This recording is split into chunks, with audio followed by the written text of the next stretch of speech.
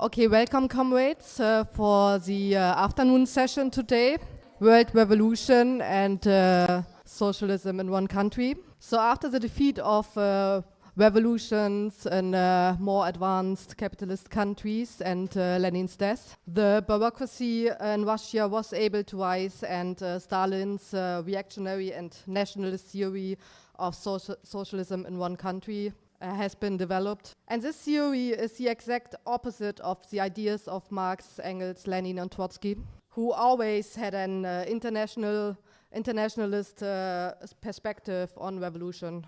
So our speaker will be Josh Holroyd. He's a leading comrade of the Revolutionary Communist International. And he is also the editor of our theoretical magazine, the In Defense of Marxism magazine. And he will speak for around 1.5 hours, including translations. So if you just started watching from home, you will notice there will be some pauses during the speak. And this is because we are translating our sessions into several languages. So I'm not going to take up more of your time and will ask to start the session. Thank you. Workers of the world, unite. So concludes the Communist Manifesto, the founding document of our movement. These words of Marx and Engels were nothing other than a rallying cry for world revolution, for which they tried to arm communists in 1848. This principle was also central to the ideas of Lenin and the Bolshevik Party. But, roughly 100 years ago, in the autumn of 1924, Stalin presented his theory of socialism in one country. This represented a departure from Marxism in favor of national prejudice and reformism, and it laid the theoretical basis for some of the worst catastrophes ever endured by the world working class. Today, the USSR, from which this theory emanated, no longer exists, and many of the communist parties that inscribed it on their banner have disappeared from history. But this theory continues to be raised in the communist movement today, and it is an important issue for us to discuss, because in the revolutionary epoch which we have entered, we must have the clearest ideas in order for the world socialist revolution to be victorious. I want to start with the question, what is internationalism? Again, from the Communist Manifesto,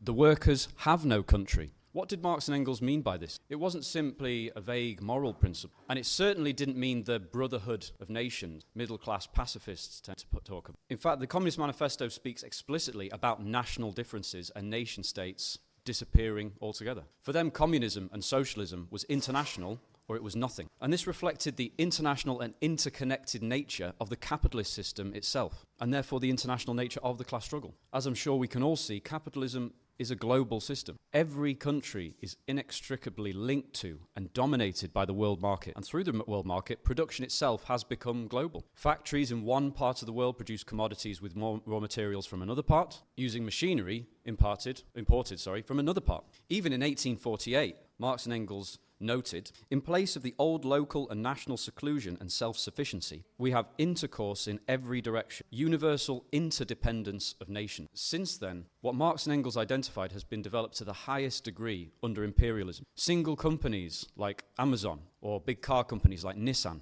span the entire globe, exploiting workers and resources on every continent. And entire industries can be transported from one part of the world to the other just to exploit cheap labor and make higher profits. And this means that the struggle of the workers in one country is necessarily linked to the struggle of workers in other countries. For instance, we've often seen in the advanced capitalist countries, when workers fight for better wages and conditions, their employers will sometimes threaten that they'll just move their workplace, their factory, to a totally different country. Only solidarity and common struggle between the workers can defeat the capitalist class. And that applies to both the advanced imperialist countries and the countries that are dominated by imperialism. Engels pointed out a long time ago that a working class that supports the domination of another nation forges its own chains. And from this fact stems the need for internationalism, not just as a nice idea, but as an objective necessity for the working class. And I found a quote from Lenin which I think sums up his attitude to this question. He writes, "I must argue, not from the point of view of my country, for that is the argument of a wretched, stupid,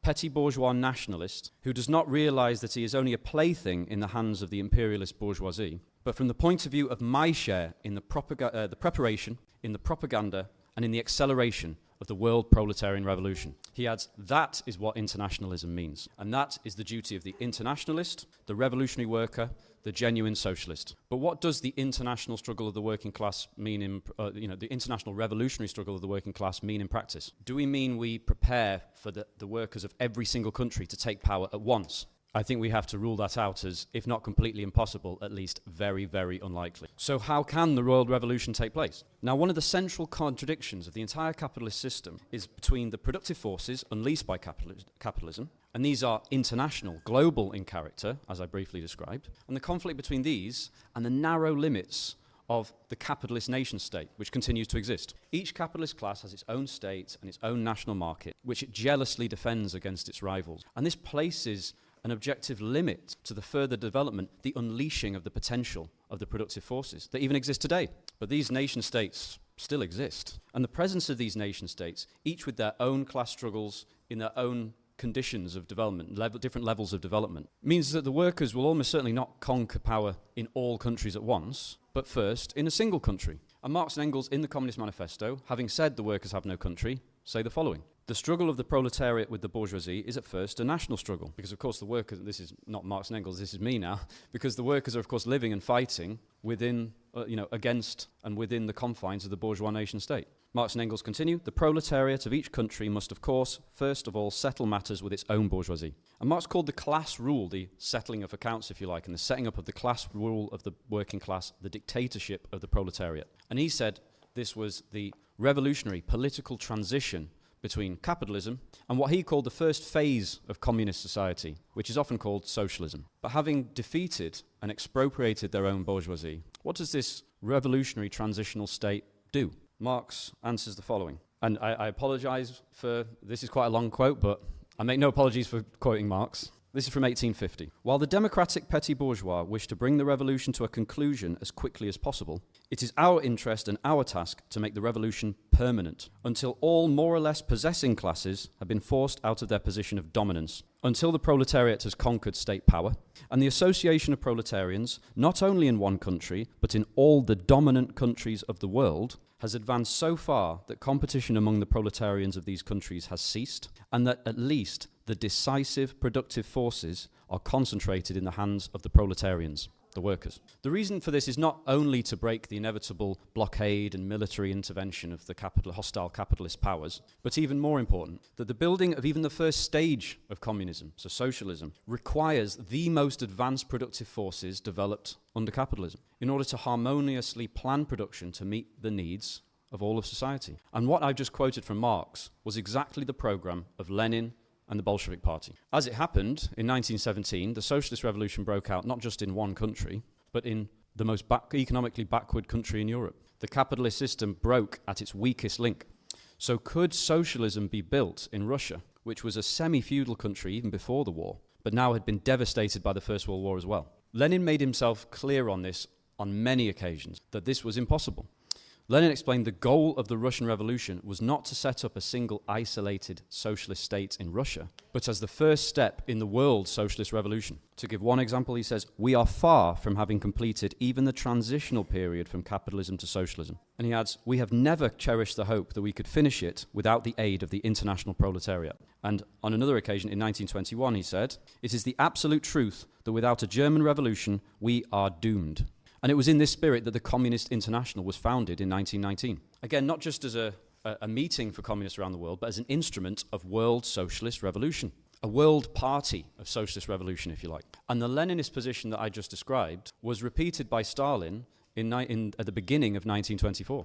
After Lenin's death, Stalin gave a series of lectures called The Foundations of Leninism, which was published as a pamphlet. And in this pamphlet, we find, can the final victory of socialism in one country be attained without the joint efforts of the proletariat of several advanced countries? No, this is impossible. But within a few months, that pamphlet was withdrawn from circulation by Stalin himself. So to be fair, he didn't just censor everyone else, he also censored himself.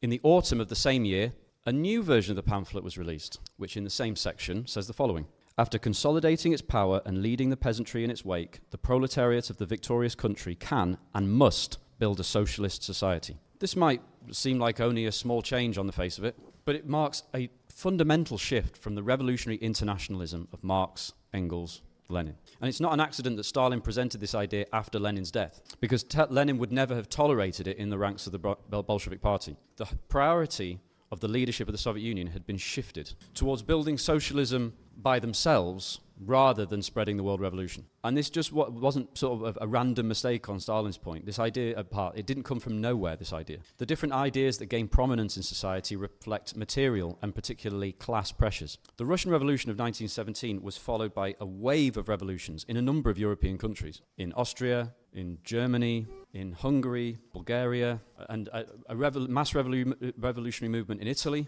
And many other European countries were on the verge of revolution. But in all of these countries, the ruling class and the social democratic parties had succeeded in either crushing the revolutionary movement or diverting it into safer channels. And the failure of the German Communist Party to launch a successful insurrection in the autumn of 1923 brought this period of revolutionary advance to an end. Capitalism has succeeded in stabilizing itself temporarily, and hence the world revolution was delayed. Crucially, the USSR remained isolated. However, the imperialist powers weren't able to crush the USSR at this time, because their own internal crises and powerful movements of the working class prevented them from doing so. And this created a temporary and inherently unstable equilibrium in the middle of the 20s. At the same time, within the Soviet Union, the state had shifted from direct requisitions of grain from the peasantry and war communism to making concessions to the market and encouraging peasants to produce a surplus to sell. Lenin explained that this was a retreat, but a necessary one in order to preserve the workers' state until the world revolution rises up again. But the economic recovery that was taking place was developing a larger layer of middle class and bureaucrats within the state. It was strengthening wealthier layers of the peasantry, who obviously had more surplus to sell. But the workers, who were the ruling class in the dictatorship of the proletariat, had been exhausted by war, revolution, civil war, famine, and were elbowed out of the way by these better-off middle-class petty bourgeois layers in the Soviets themselves. And the pressure of these petty bourgeois layers was reflected in the Communist Party, in the leadership, and it expressed itself in the worship of gradual, peaceful development towards socialism. This was epitomized by the phrase of Nikolai Bukharin, socialism at a tortoise pace, rather than world revolution, exporting the revolution, which necessarily entails further conflict and disruption, both internally and externally. Both the domestic and foreign policy of the Soviet Union adapted itself and empirically started to follow the path of least resistance, hold off imperialist intervention through diplomacy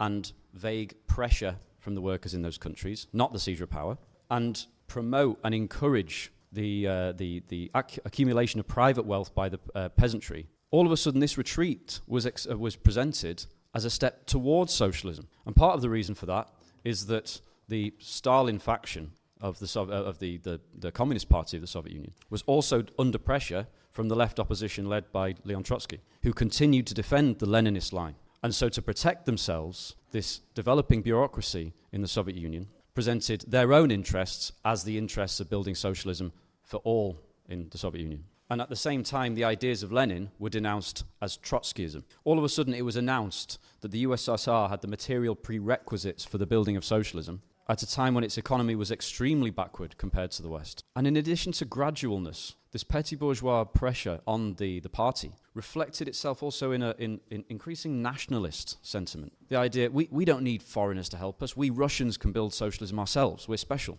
And perhaps surprisingly, you might think, this messianic nationalist prejudice found its counterpart in the infamous theory of two stages everywhere else in the world. In 1925, a huge revolution erupted in China. One of the main demands of this movement was national unification and eviction of foreign imperialism. And the working class of China was tiny compared to the peasantry. But you could have said the same thing about the Russian working class in 1917, which began not as an explicit socialist revolution, but as a democratic revolution against Tsarism and against the war.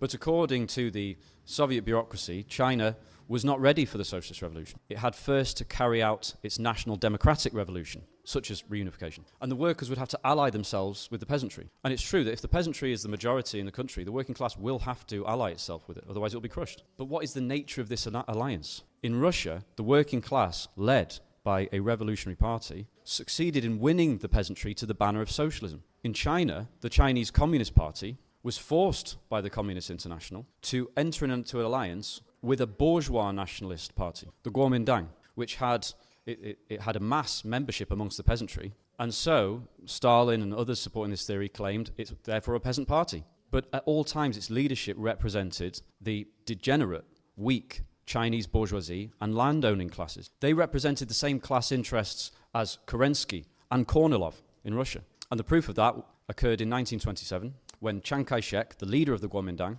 massacred thousands of communists. The communists then allied with a left split from the Kuomintang, who then massacred even more communists. Now, one might ask, does that mean that the Russian Revolution Russia wasn't ready for socialism in 1917? This was the argument the Russian Mensheviks made against the seizure of power. And in the end, the Comintern was putting forward a similar line in China. How can we wrap our heads around this seemingly absurd contradiction? They are unified by the method and the mentality of the Stalinist bureaucracy, an incredibly narrow empiricism, something Trotsky described as the worship of the accomplished fact. I mean, by the time Stalin came to power, the socialist revolution had already taken place in Russia. It was a fact. Therefore, the socialist revolution was possible in Russia. However, the socialist revolution had not yet taken place in China, which I also accept as a fact. Therefore, the socialist revolution in China could not take place because it hadn't already happened. And this blind method led to mistake after mistake after mistake. So in fact, this was an abandonment not just of the internationalist program, but of the Marxist philosophical method itself, of Marxism. Their method was, the world revolution has been pushed back, therefore we will build socialism without it. World revolution is abandoned. The reintroduction of the market has increased production, therefore we will build socialism through the market. And this policy of building socialism through the market led to another crisis. From 1927, the wealthy peasants that Stalin and Bukharin had been encouraging to enrich themselves made it clear that they had much more of an interest in further developing the market towards capitalism than submitting to a socialist planned economy. They started to withhold their product, and the blind bureaucracy just turned 180 degrees. From socialism at a tortoise pace to the forced collectivization of the land and the liquidation of the kulaks, the wealthy peasants, as a class. And from an extremely timid and gradual industrial policy, the Stalinist bureaucracy set the goal of achieving the 5-year plan in 4 years. But this raises another question. If almost all the land was collectivized, did this not mark a turning point where you could speak of socialism being built in the Soviet Union? And I think to answer this, we have to ask the question, what is socialism? As I said, it's the name commonly given to what Marx called the first phase of communism, the most basic principle of which is the abolition of private property. And Lenin gives a very brief description of socialism in State and Revolution, his masterpiece. The means of production belong to the whole of society. Every member of society, performing a certain part of the socially necessary work, receives from the public store of consumer goods a corresponding quantity of products. Remember that this is a communist society that has only just come into being out of capitalism. It cannot produce the abundance required for people to take whatever they need and whatever they want. And until that period, what Marx calls the higher stage of communism, arrives, Lenin writes that the socialists demand the strictest control by society and by the state over the measure of labour and the measure of consumption. But, and I think this is a crucial line in State and Revolution, but this control must be exercised not by a state of bureaucrats, but by a state of armed workers. So strict control is the democratic and rational control over the wealth of society by the whole of the working class. Now, Stalin didn't immediately declare that the Soviet Union had become socialist in 1924. He acknowledged then that it was a transitional state, as Lenin described it as. But in 1935, the 7th Congress of the Communist International declared that the final and irrevocable triumph of socialism had arrived. In 1936, Molotov, who was the president of the Council of People's Commissars, the government in the Soviet Union, he said that they had solved the problem of the liquidation of classes. In other words, that the Soviet Union was a classless society, because legally speaking, almost all of the land and all of industry was owned by the state. And this was also written into the Constitution in 1936. But is the abolition of private property simply a legal question? If we take power and decree that all of the means of production are nationalised under the hands of the working class, which is our goal as communists, what happens if the material prerequisites, the level of production, is not high enough to make private property and commodity production redundant? Marx says that in conditions of scarcity, all the old crap, all the old scheisse returns. So in 1936, when socialism had been irrevocably achieved, as in you can't go back, 90% of farms in the Soviet Union were collectivized. At this time, 2/3 of the population of the Soviet Union still lived on the land in the countryside. And despite collectivization, the majority of those peasants continued to grow their products on small personal plots of land. That included, there was a minority of peasants who only had personal plots, but then a significant layer of peasants on the collectivized farms also had their own personal plots. The reason was this, that they needed to do this to produce their means of subsistence, because the productivity of the collectivized and state farms wasn't high enough to do that. If you nationalized all the agricultural land in Britain today, you'd be nationalizing gigantic industrial farms worked by workers. When they nationalized, collectivized almost all the land in the Soviet Union, they were nationalizing land worked with wooden plows using similar techniques from the Middle Ages. And socialist production, either in industry or the land, is impossible without a high level of development of the means of production and technique. And that can't just be written out of existence like a constitution. But what about in industry and the planned economy? Centralized economic plan is an essential part of the building of socialism. And in the USSR, starting from a low level, industrial development made enormous progress under the first 2 to 5 year plans. The economy grew by about 62 to 72% between 1928 and 1937. But no economic plan, however good, can magically create tools, raw materials, and technique out of nothing. And so despite the impressive achievements of the first 5 year plans, there remain many areas of the Soviet economy where the low productivity of labor meant that the plan simply could not produce enough goods of a sufficient quantity to meet the needs of the working class. And by needs, I don't mean superabundance, like every imaginable need. I mean the basic needs, which is the point of socialism to meet, at the very least. So just give one statistic. On average, there was one shoe per person in the Soviet Union in 1935. Not one pair of shoes, one single shoe. The people in the upper levels of the bureaucracy had several pairs of shoes. So, statistically speaking, there were still people walking around barefoot in a land where socialism had been irrevocably achieved. A Soviet professor of chemistry called Bach described the bread that was being consumed by the masses, rather than by the elite, as intolerably bad. This is another example of what Marx says, that in conditions of scarcity, all the old crap revives. This is why he explained that in order to establish communism, the highest possible level of development that's been acquired under capitalism is essential. And the high level of development under capitalism is precisely down to its international character. So in these conditions of scarcity, theft of consumer products and black markets became a common phenomenon. So what is this except the laws of the market beginning to assert themselves when the market had been formally abolished? This scarcity also led to extreme inequality. Because remember, this scarce product was not being distributed by a state of armed workers, but by a state of bureaucrats. In fact, part of the material basis of the bureaucracy was precisely the scarcity and inequality that existed within the Soviet Union, which then dialectically the bureaucracy intensified. Trotsky gives an interesting analogy of a bread line, people queuing up for bread. He says that when a long bread line develops, a policeman or someone is required to make sure the line is in order. Everybody waits their turn. But the policeman always makes sure to eat first, doesn't he? And another example of all the old crap reviving. Under the constitution of the Soviet Union, the exploitation of man by man was abolished completely. But at least 5% of households in the Soviet Union had servants, household servants. The wealthiest Soviet citizens actually complained that the housing plan didn't provide them with enough rooms for their servants. There was a phenomenon of what was called millionaire collectives, agricultural collectives, in the countryside, which even unofficially let parts of land to tenants in return for rent. We can see in all of these phenomena the embryo of a potential capitalist restoration under the surface of socialist relations that were in principle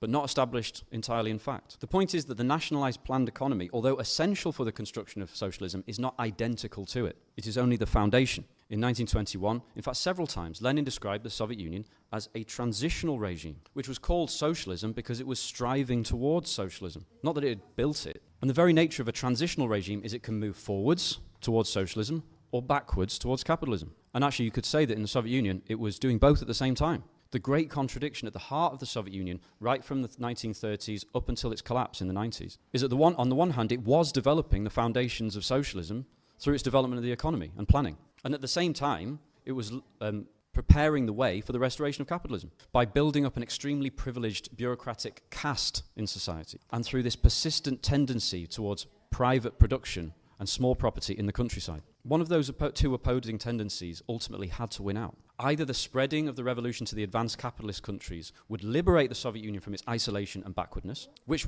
would prepare the way for the building of socialism in Russia, or the embryo capitalist restoration would develop into the overthrow of the planned economy. But of course, the world revolution and the building of a healthy socialist regime in Russia was diametrically opposed to the privileges of the bureaucracy. So the bureaucracy persistently presented its privileges as socialism. I have to move on, but they said things like, Marx explained that you'd still have inequality under socialism. That's true, he did say that. But I don't think Marx had in mind a situation in which the top of society lived in a comparable condition to the Western bourgeoisie, whereas at the bottom you had a fairly large layer of people without shoes or edible food. I think Marx and Engels and Lenin would have considered that a sick joke, a malicious caricature of socialism.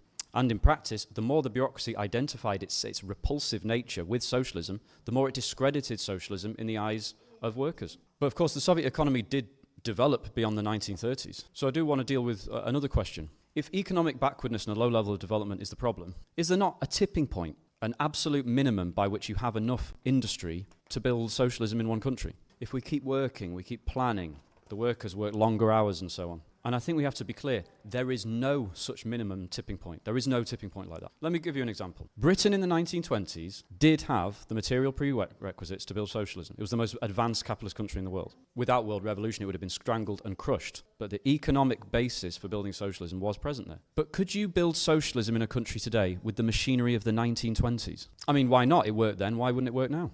I think you can probably imagine what would happen. Assuming such a country weren't crushed by imperialist intervention, it would be utterly outcompeted and flooded with cheap commodities from the capitalist countries. We've seen many times in history that the working class is prepared to make incredible sacrifices to build socialism. But they're not stupid. They can see the difference in living standards between their country and the advanced capitalist countries. In fact, I read a Western bourgeois professor who visited the Soviet Union in the 1960s, and he wanted to talk to them about democracy, dictatorship, free speech. But all the workers asked him were, do workers in America have enough to eat? Is it true that every American has a car? And so on. What clothes are American women wearing? That kind of thing. It's not because the Soviet workers were greedy and desperate to have as many cars as possible, because they were seeing the contradiction between what they were told about this socialist society of freedom and justice and then the horrendous imperialist countries. The point is that in order to survive, the socialist state or states must outcompete the rest of the capitalist world. And how can even a huge country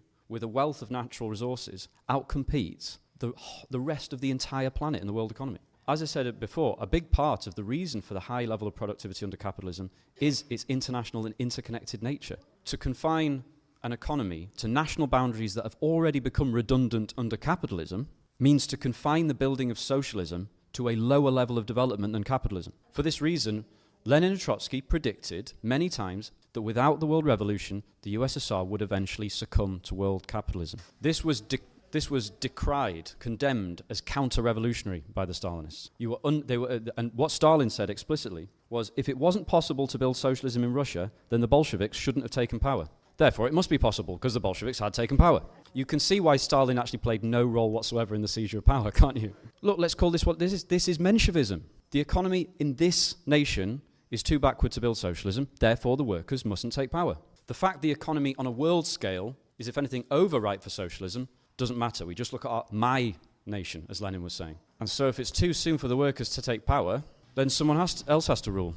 And why not the bourgeoisie or the landlords? And if that means the workers have to be disarmed and crushed and placed under a military dictatorship, then that's a shame, but it can't be helped. We couldn't have done any better because our country wasn't ready for socialism yet. Now, how can this kind of corrosion of Menshevism in the Communist Party be explained? It represents an ingrained lack of faith in the working class, first of all, but more importantly, a fear of the working class and the masses. Because a workers' revolution in another country represents a risk from the standpoint of the Soviet bureaucracy at this time. If the workers in one of the advanced capitalist countries establish a healthy workers' regime, that would have inspired the workers in the Soviet Union, but I'm sure they would have also compared the workers' regime in whatever other country, Germany or France, with their own. So it was always imperative that the building of socialism was as associated as closely as possible with the party, with a capital P. And by this time, the party had become completely identical with the state bureaucracy of the Soviet Union. So the tasks of the World Socialist Revolution were now reduced to the calculations of the state planning authority of the Soviet Union. And you can see why that was safe, that was comfortable from the standpoint of the Soviet bureaucracy, because they're in control, well, they think they're in control of the state planning authority of the Soviet Union. And what about the workers? They've already carried out the revolution, they've done their bit. Their job now is to work hard, exceed their targets, and be grateful. But this caused not just the spread of Menshevism within the Communist Party in the Soviet Union, but across the entire Communist International. Because think about it, if socialism can be irreversibly established in the Soviet Union, the urgent, objective need to spread the revolution is removed. Irreversible socialism means capitalism can't be restored. Revolution in other countries, and particularly the advanced capitalist countries, is just a favourable circumstance, not something to fight and make sacrifices and die for. Stalin expressed it well in an interview with someone called Roy Howard in 1936. He said, "The idea of exporting revolution is nonsense. Every country, if it wants one, will produce its own revolution. And if it doesn't, there will be no revolution." Again, the flawless logic of Stalinism again. You can't argue with that. If there is a revolution, there will be a revolution. He continues, "Thus, for instance, our country wanted to make a revolution and made it." I seem to remember not all of Russia wanted to make a revolution in 1917, but I'm just gonna repeat a quote from Lenin that I used earlier, if you don't mind. "I must argue not from the point of view of my or our country, which is the argument of a wretched, stupid, petty bourgeois nationalist, but from the point of view of my share in the preparation, the propaganda, and acceleration of the world proletarian revolution." And in this way, the Comintern was converted from this instrument of the world socialist revolution, for which it was founded, into an instrument of Soviet diplomacy, which was reduced to the interests of the bureaucracy in particular. And so, in Spain, for instance, in the Spanish Revolution, the Civil War, the workers rose up and started democratically controlling production in the factories. The peasants started seizing and collectivizing their own villages in some places. But the Stalinist bureaucracy that dominated the Comintern, which had recently collectivized its own peasants by force, stopped them and at times even shot them because it was necessary to maintain the popular front with the anti-fascist bourgeoisie. Unfortunately, Spain was not yet ready for socialism because the socialist revolution hadn't already taken place. And so, unfortunately, Spain would have to go through the experience of fascism. And that on its own is a great tragedy, but another part of this tragedy is this diplomacy with English and French imperialism isolated the USSR even further. Only a successful revolution in another European country could have prevented the Nazis from invading the Soviet Union. So far from protecting the workers' state, the nationalist outlook of the Soviet bureaucracy actually made it more vulnerable. But another question you might be thinking is, okay, but after the Second World War, didn't socialism spread to many other countries? So wouldn't that be enough to build socialism? And it's true that the defeat of fascism by the Red Army proved in practice the superiority and incredible potential of the planned economy and the resilience of the masses of the Soviet Union to defend the gains of the October Revolution. And as the Red Army moved in and liberated countries from the Nazi army, the capitalists in countries like Poland and Hungary and Czechoslovakia, who had been collaborating with the Nazis, fled because they were terrified, not of the Red Army, but their own workers. And so in these conditions, in 1948, capitalism was overthrown in these countries, basically by order of the bureaucracy, but with the support of the masses in those countries. I don't have time to go into it. But in addition to that, you had a wave of revolutions. Yugoslavia, they overthrew capitalism in Yugoslavia. In Italy, the partisans were the armed bodies of men in the country. They were the force, the power. And the communists were the most powerful force in the partisans. They could have taken power. In France, the communists led the resistance. In Greece, you had an eruption of a civil war between revolutionary partisans and fascists supported by British and American imperialism. In India, you had a mass movement, a revolutionary movement against imperialism. And of course, you had the Chinese Revolution in 1949. The world revolution had arrived at last. But in one of the greatest tragedies in human history, it was deliberately betrayed by the bureaucracy of the Soviet Union. First of all, the Communist International was actually dissolved in 1943, without even a Congress, by the order of Stalin, who at that time was an ally of the US and British imperialism, and didn't want to provoke them with the threat of world revolution. He also said something interesting about the dissolution of the Communist International. He said there was something abnormal, something unnatural about the very existence of a general communist forum. At a time when the communist parties, these are his words, the communist parties should have been searching for a national language and fighting under the conditions prevailing in their own countries. I'd repeat that quote by Lenin about petty bourgeois nationalists, but I think I'm running out of time, I better not. You get the picture, don't you? But everywhere, the accommodation of the communist parties to their own national conditions always meant accommodation to their own national bourgeoisie. Rather than taking power, the communists entered into capitalist governments in France and Italy. They helped to stabilize the situation for capitalism. And then the imperialists pushed them out of their government because they'd already done their job, haven't they? In Greece, the Soviet Union sold out the Greek Revolution in order to make a deal with Britain and the USA. Stalin said, the uprising can never work. Britain and America would never accept it. He said explicitly, it must be stopped. But if you stop fighting a war against fascists, what do the fascists do? Do they stop as well? Greece wasn't ready for socialism, but there wasn't anything else we could do, so the Greek masses also will have to go through fascism. In fact, Stalin actually told Mao to come to an agreement with the nationalists, with the Kuomintang that he was fighting. But luckily, we might say Mao didn't listen to Stalin, and he took power anyway. And Stalin later admitted, they were right, I was wrong. The socialist the revolution was possible because it had taken place. Now this counter-revolutionary position just does not make sense from any Marxist standpoint, but it does make sense from the standpoint of socialism in one country. It does, genuinely. What does the revolution in Greece matter when the USSR is actually moving towards communism, the highest stage of communism? And if the USSR gets there, then eventually socialism will spread all around the world because it will be the most powerful economy in the world. The priority is protect the USSR. And along that theme, they actually changed the anthem of the state anthem of the Soviet Union from the Internationale, which is the anthem of the world working class and the world communist movement, our anthem, changed it to a song which went, "Long live our Soviet motherland." In 1977, the anthem was changed again, in 1977, and it was improved as follows. "Sing to the motherland, home of the free, bulwark of peoples in brotherhood strong." Now, in his lifetime, Marx actually said that the idea of the brotherhood of peoples was worse than bourgeois free trade, because at least bourgeois free trade fosters the interpenetration of nations. This reflected a period where, in 1960, the Soviet bureaucracy put out a new policy of peaceful coexistence. They explained that socialism had already been achieved in what they called the world socialist system, because you had other socialist states now, that the highest stage of communism would be achieved in the Soviet Union by 1980, at which point it would overtake the United States, and its economic pull would peacefully introduce socialism everywhere.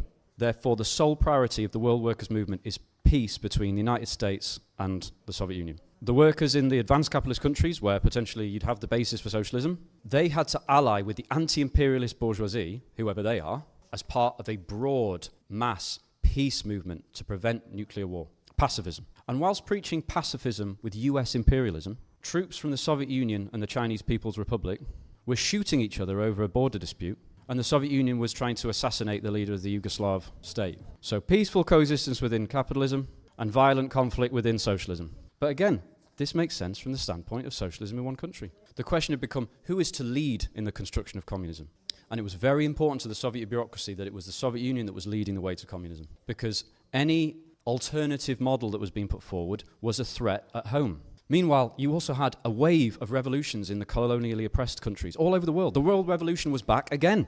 In all of those countries, the communists supported a popular front with the colonially oppressed bourgeoisie, the colonial bourgeoisie. And when in some of these countries, actually, the movement went further than the Stalinists actually wanted and overthrew capitalism, what was created was really a miniature version of the Soviet bureaucracy. Often on an usually on an even lower technical basis. In the end, the abandonment of world revolution meant the abandonment of revolution anywhere. And if we don't need the communist parties to carry out revolutions, why should they have a revolutionary program? What does it matter? A bad theory always leads to bad practice. Trotsky predicted that socialism in one country would eventually lead to the national reformist degeneration of the entire Communist International. And we've seen this shameful degeneration take place around the entire world. In the United States, the Communist Party consistently supports the Democratic Party, a party of US imperialism. During the Algerian uprising against French imperialism, both the French and Algerian Communist parties called the protesters Nazi sympathizers. In South Africa, the Communist Party has been in government with the ANC for 30 years, but South Africa still isn't ready for socialism. After 30 years of shared rule with the Communist Party, still not ready for socialism, we must complete the national democratic revolution. But they say we can start preparing for socialism by encouraging the informal sector, because that's workers providing workers with their needs. We mean, like informal street markets and stuff like that. In Britain, every country now has its own special road to socialism. The Communist Party of Britain has Britain's road to socialism, which is, and I think I'm quoting directly from memory, the election of a left-wing government. Not a socialist government, a left-wing government. And the job of the working class is to elect this government, to defend it against the attacks of the capitalists. And then, when at last Britain is ready for socialism, we might just get it. But don't hold your breath. These parties abandon revolution everywhere. They abandon communism. They abandon the working class. And with this, they lost their reason to exist. And a party that doesn't have a reason to exist has no right to exist. And we've seen this verdict of history carried out in many countries. In Italy, where we're meeting, there was once the biggest communist party in the whole of Europe. But in 1989, it was dissolved by its own leadership, because the collapse of the Soviet Union, the crisis of Stalinism, meant that there's no point fighting for socialism anymore. Again, the Stalinist method. Socialism exists already, therefore we should fight for socialism. Socialism no longer exists, therefore we should no longer fight for socialism. In the end, Trotsky and Lenin's prediction that the Soviet Union, if it were remained isolated, would be overwhelmed by world capitalism has been confirmed to the letter, tragically. Socialism in one country has resulted in socialism nowhere, but the possibility for the building of socialism has never been greater in the whole of world history. In this new period of world revolution, we must build a world party capable of leading that revolution. We must build a revolutionary communist international. Thank you, comrades.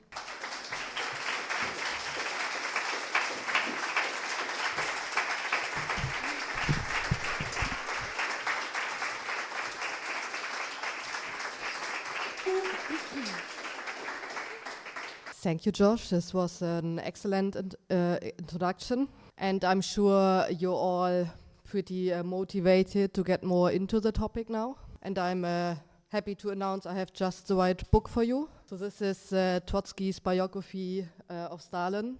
It's quite heavy. It's just not to strengthen your muscle power, but it for sure strengthens your ability to understand how Stalinism came into being. So you can purchase this at the stall, or if you're at home from velvetbooks.com. I would have also shown you a copy of The Revolution Betrayed, but also from Trotsky. But there was only one copy left at the stall. So if you're very fast, you can still get it. Or if not, just also purchase it from velvetbooks.com. So we will have the break now for 20 minutes. So please make sure you'll be here or online again at 5. Thank you. Okay, welcome back, comrades. Before we start with the discussion, there's an important announcement. We have just received news of repression and arrests being unleashed against the leadership of the mass movement in the Pakistan-held Kashmir against electricity and wheat and flour prices. So the RCI leadership has produced a statement for that, and I will read it out for you. And after it, we are going to have a vote on it. So this is happening right now in every session. Okay. We have just received news from Pakistan-held Kashmir of a government crackdown on the leaders of Awami Action Committees, who successfully led the mass movement against electricity and wheat flour price hikes. During this movement, 3 protesters were killed by paramilitary forces, and around 30 were seriously injured. Some of the leaders of the mass movement have now been arrested, and other leaders are being hunted by the authorities. This has provoked huge protests across Kashmir for the release of all those arrested and an end to the repression. The demands also include the full implementation of agreement to reduce these prices. This founding conference of the Revolutionary Communist International expresses its complete solidarity with those facing repression in Pakistan-held Kashmir and demands that all those arrested be immediately released and that all repression ceases forthwith. We also condemn the state repression and abductions of political workers in Balochistan and throughout Pakistan. This conference expresses its complete support for the movement and its demands in Kashmir. Down with the state repression in Kashmir. Full support to those fighting for justice and against oppression. Release Muhammad Shabir, Sardar Talha, Sardar Aman, and other prisoners of the movement. Okay, that's it. So we are now going to have a vote on that. So can I see all those in favor? Against? Substantions? Okay, then this is anonymously. Unanimously. Okay.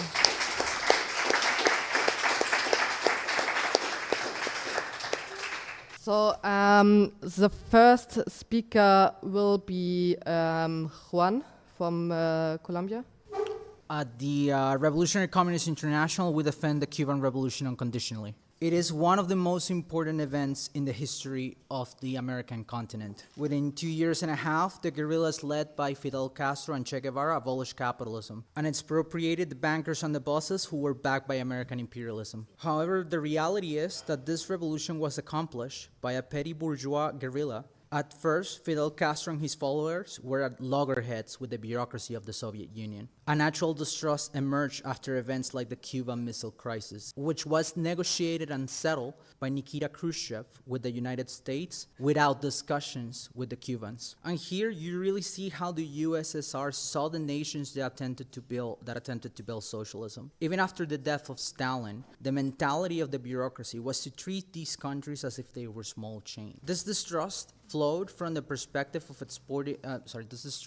distrust of the Fidel Castro and his guerrillas flowed from their perspective at the time of exporting the Cuban Revolution, which guided Che Guevara's decision to travel to Bolivia. However, the fact is that the Cuban Revolution had to start where the Russian Revolution ended. That is to say, after their confrontation with American imperialism, they had to rely on the Soviet Union economically. And this eventually brought the Cuban bureaucracy under control, which, it must be said, outside of certain outspoken elements like Che Guevara, who deplored the Cuban bureaucracy explicitly and said it had failed to bring workers into democratic control of production, the Cuban bureaucracy had no interest in fighting for workers' control. The reason for this was due to the nature in which the Cuban Revolution had taken place, of course. It was a self-admitted, petty bourgeois-led guerrilla and was not able to create organs of workers' control or democracy. And so, in order to defend their interests, they had to ally themselves with the USSR and therefore adopt the Soviet model of planning, a model that fit the needs of the layer of bureaucrats around Fidel Castro. And this was reflected in the way Cuba approached their relations to countries in Latin America. In Nicaragua, for instance, Fidel openly advised the Sandinistas to not follow the path of the Cuban Revolution and advised against land reform and wide land expropriations. In Chile, rather famously during the days of Allende, Fidel gave Salvador Allende a machine gun sign. But he had nothing to say on the brewing coup by American imperialism or how to organize the Chilean workers to fend it off, even though he had plenty of experience in fending off the CIA during the Bay of Pigs invasion. I'd say, perhaps worst of all, Fidel supported the deployment of tanks against the Czechoslovakian uprising that tried to bring about workers' democracy. And I will argue this is all bitterly ironic when you really think about it, because the two most prosperous periods of the Cuban Revolution were intimately linked to revolutions abroad. For instance, the support of the USSR in Cuba made a planned economy truly possible, on very favorable terms, it must be said. Massive loans were given for 25 years with no interest. Oil was exchanged for sugar at favorable rates to the Cubans. In fact, you could say that without this agreement, socialism would not have survived through the special period and the fall of the USSR, as a matter of fact. The other example was, of course, the Bolivarian Revolution, which, if you will, was able to refuel the Cuban Revolution for a relatively short period of time. And rather tellingly, it also reignited the interest of Cuban workers and peasants in international politics. And they started to discuss even how to develop the Cuban Revolution further. I visited Cuba once, as a matter of fact, and met a cab driver. He told me that he had seen the Cuban Revolution at its very best. It provided him with healthcare, a university education in chemistry, and the opportunity to travel the world. However, now he was working as a cab driver rather than as a professor at a university as he originally used to. Just talk about how workers can see the different living conditions between a worker state struggling to build socialism and life in the developed capitalist countries. And you really see it in a person like him, and it helps you understand the context of the Cuban Revolution right now. We must be clear, the Cuban Revolution finds itself under siege at the moment. And Cuban workers throughout 60 years have given everything they got in order to defend the revolution. However, the precondition for the Cuban Revolution to truly move forward is a ruthless and relentless fight against the blockade imposed by American imperialism. And that fight cannot be waged by Cuban workers alone. It must be waged by all workers internationally, who must settle accounts with their own bourgeoisie and their interest in putting pressure on the island, and in that way attempt to restore capitalism. These are the means by which we defend the Cuban Revolution. Thank you.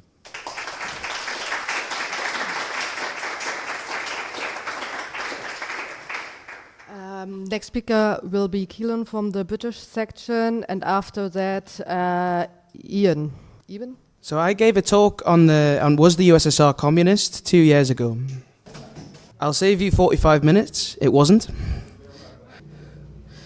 But in that talk, I made the point that the USSR never reached socialism and could never do so with its isolation. And a witty Stalinist commented on the YouTube video, "It didn't remain isolated. The revolution spread to many countries." Fair enough. I learned a lesson in the need to be precise. But I want to actually address this question now. Because it is true that capitalism was expropriated across Eastern Europe at the end of the Second World War. But this was not like Russia in 1917. There were mass movements of workers and peasants that erupted as the Red Army approached, that effectively dismantled the old bourgeois regimes that fled with the Nazis. Power rested in the hands of the masses. In most countries, Soviets were even formed. But the only communist organizations present were those taking orders from Moscow. And so the workers were told to patiently await their liberation and to focus on mopping up with the fascists. And so the Red Army arrived and immediately imposed military rule. At once, the excesses of the workers and peasants were curbed. Expropriations of land and factories that were the initiative of the workers were halted and often reversed. And despite having full control of the situation, with the Red Army occupying everywhere, the Stalinists ordered the communists to establish popular front governments everywhere. Reformist parties were often folded into the communist parties. In East Germany, for example, the KPD was merged with the SDP to form the Socialist Unity Party, the SED. And beyond this, these bureaucratically merged parties formed coalitions with peasant parties and bourgeois liberal ones. The Stalinist excuse for this was that the communist parties were weak and small. True, the KPD was a tiny force, thanks to the Stalinist policies that allowed Hitler to come to power. And true, the Polish communists were weak and disorganized, following Stalin's decision to dissolve the Polish Communist Party in 1938. But events in Czechoslovakia reveal that this is false, this defense of the Stalinists. Here the communists had immense authority with the Czech workers. The Communist Party, the KSC, won the most votes in the 1946 election. Yet the KSC only demanded two certain ministries, the Ministry of the Interior and the Ministry of Defense. Some limited reforms were granted, but capitalism remained in place. And this was despite the popularity of the KSC and the desire of the workers to achieve a socialist transformation. But this was not a case of political timidity or vacillation. It was deliberate and calculated. The Stalinists were aware of the immense enthusiasm amongst the masses and were extremely wary of their initiative. The development of a popular front government was designed to be disorienting and demobilizing. Far from raising the sights of the masses, the KSC attempted to limit their horizons. Gottwald, the initial post-war leader of the KSC, claimed in 1945, "In spite of the favorable situation, the next goal is not Soviets and socialism, but rather carrying out a really thorough democratic revolution."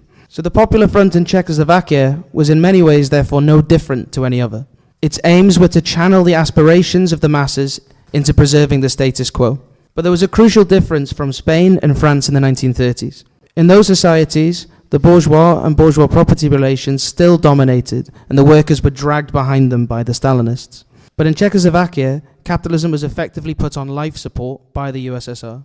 Even more than in Spain, it was the shadow of the bourgeois in government. Most capitalists had fled with the Nazis, fearful of reprisals. The openly capitalist parties were detested by the masses and had no real authority. With the Stalinists firmly in control of the situation, they were able to sweep aside this rotten capitalism with bureaucratic methods, to recreate the Soviet regime in Prague, whereby capitalism was expropriated, but the workers held no political power. So it was that the KSC was able to effect a coup d'etat in 1948, using their control of the army and the police, combined with the mass support they mobilized but tightly controlled, forming action committees which were under the strict control of the party. The seizure of power was thus a process of parliamentary maneuvers that saw non-KSC ministers squeezed out and the consolidation of a government completely controlled by the KSC. Czechoslovakia was only a glaring example of how the Stalinists came to power in Eastern Europe, not through leading a mass movement of the working class and peasantry, but by installing bureaucratic regimes utterly subservient to Moscow. The policies pursued by the Soviets in Eastern Europe were completely criminal. Many of these countries, having fought against the USSR in the war, were subject to brutal reparations. In East Germany, 33% of its industrial plant and $10 billion worth of goods were extracted. 10 billion. In Hungary, 22% of its GDP went to paying reparations to the USSR in the 1940s. And in Romania, on top of $300 million worth of war reparations, the Soviets stole over $2 billion worth of goods through so-called joint enterprises. It is testament to the potential of economic planning that despite this systematic looting, Eastern Europe grew more quickly than Western Europe in the 1950s. Perhaps the biggest crime that the Stalinists committed, however, was the rigid maintenance of all of these small nation states and the attempt to create independent economies planning within the national boundaries, only linked by trade and in a much more limited way than the West. So you had the absurd spectacle of these tiny nations allocating their own limited resources to the plan, and each one investing enormously in the exact same heavy industries that were built up elsewhere. This undoubtedly stifled their development and produced all sorts of absurd waste and inefficiency. In East Germany, there was an extremely limited supply of various metals. So the state car company produced its car, the Trabant, with a new plastic it invented called Duraplast. Remarkably, they made this from discarded cotton waste from the USSR. So the Soviets were willing to sell the DDR waste, but not steel and iron, which it was the leading producer of in the world. So East Germany sank huge sums of money into the development of this material, which today is no longer produced. This is only one example, but there are many others that reveal the absurdity of socialism in one country and highlight to us again that socialism in one country in fact meant socialism in no country. So before Ian comes in, there is a question of a comrade. We have a bit of time to bring her in. Hi, comrades. My question was about North Korea. I have a contact. Oh, I'll pause. I have a contact who is very interested in North Korea, and I find it hard to find information that seems trustworthy about it. So I wondered if some comrades in the room might have extensive knowledge on the topic that they could share. Thank you. After Ian, Nikola from Yugoslavia. Thank you, and hello everyone. Don't know anything about North Korea, so I won't touch on that. But I think hearing about the reports from Kashmir, it should remind us all why we're here and why we talk about ideas like this. Because ultimately, questions of revolutionary theory determine what tactics we can take, and therefore whether movements like theirs can succeed. Leon Trotsky developed the theory of permanent revolution, which explains how revolutions develop in backwards countries like Kashmir. To put it perhaps oversimplistically, in these countries, the tasks of the bourgeois democratic revolution have not been completed. But the comprador bourgeoisie is not able to carry them out themselves, and so only the working class remains to carry out these tasks. When they do, they won't stop there, but will carry on to the tasks of the socialist revolution. And to develop socialism in these countries, the revolution must spread internationally to the advanced capitalist countries where the basis for socialism already exists. Now, Trotsky was a genius, but he didn't randomly develop this theory. He was working in the conditions of backwards Russia and was able to generalize from that particular experience the theory of permanent revolution. But all around the world, Marxist revolutionaries came to similar conclusions on these questions. One such example is James Connolly from Ireland. He died in 1916, and the ideas of communism really got a grip in the movement in Ireland in the 60s. What this meant was that the legacy of Connolly was distorted by the ideas of Stalinism, which had become dominant. So I'd like to explain a bit what he really stood for. Firstly, on the question of whether the revolution could be purely national, on this we see the Stalinists agreeing with our own Irish bourgeoisie that it would be carried out in Ireland with the petty bourgeoisie, or the progressive democratic bourgeoisie. In reality, this was not further from Connolly's real position. Connolly had nothing but hatred for this petty bourgeoisie, as he put it in his own words. "After Ireland is free, says the patriot who won't touch socialism, we will protect all classes. And if you won't pay your rent, you will be evicted, same as now. But the evicting party, under the command of the sheriff, will wear green uniforms and the harp without the crown. And the warrant turning you out onto the roadside will be stamped with the arms of the Irish Republic." Now, isn't that worth fighting for? I think the point he makes is very clear. To complete these bourgeois democratic tasks, you need to win over the masses of the population, and you can't do that by offering them Irish capitalism instead of British capitalism. You have to overthrow the whole capitalist system. This is completely alien to any of these petty bourgeois ideas, and also to the idea that there must be a democratic stage in the socialist revolution. But then, the Stalinists may argue, instead of arguing for stages, Connolly wanted socialism just in Ireland. but this is just as alien to his works and writing. Connolly was a staunch internationalist who had been involved in the labor movement in Scotland, in Ireland, and in America. He was also a member of the Second International. And in 1914, alongside the Bolsheviks and the Serbian Marxists, he stood alone in opposing the imperialist slaughter of World War I, and was caught completely unawares by the betrayal of the Second International. Similar to Lenin, Trotsky, and all of the genuine internationalists, and again, to quote him from the time, he said, "What then becomes of all our resolutions, all our protests of fraternization, all our threats of general strikes, all our carefully built machinery of internationalism, all our hopes for the future? Were they all as sound in fury, signifying nothing?" And of course, in 1916, Connolly led the Easter Rising. But this was far from an attempt to build an isolated Irish socialist republic, but it served as a beacon to the workers of the world and a call for revolution. After all, Connolly wasn't an idiot, and he never believed that on their own, a small group of rebels would be able to defeat the entire British Empire. So I think there's one last quote from Connolly, which shows how close his thinking was to that of Leon Trotsky. He says, "The cause of labour is the cause of Ireland, and the cause of Ireland is the cause of labour. They cannot be dissevered."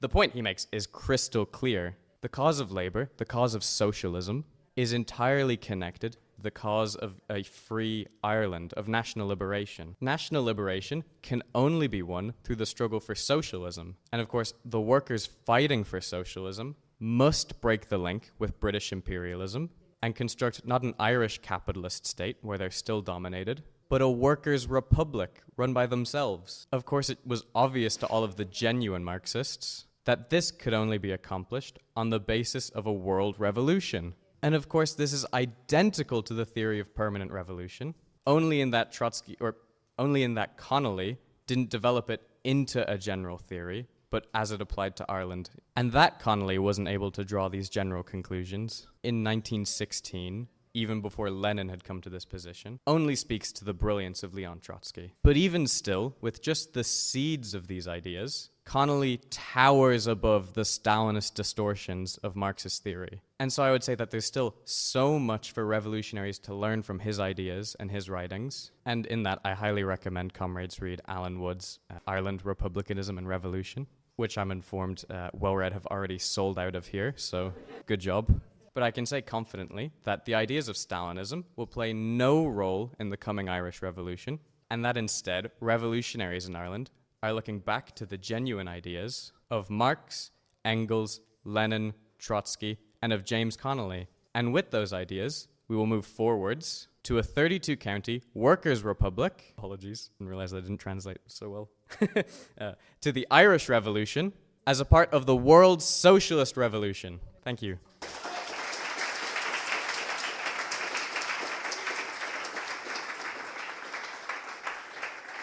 So after Nicola, I will bring in Owen from the British section.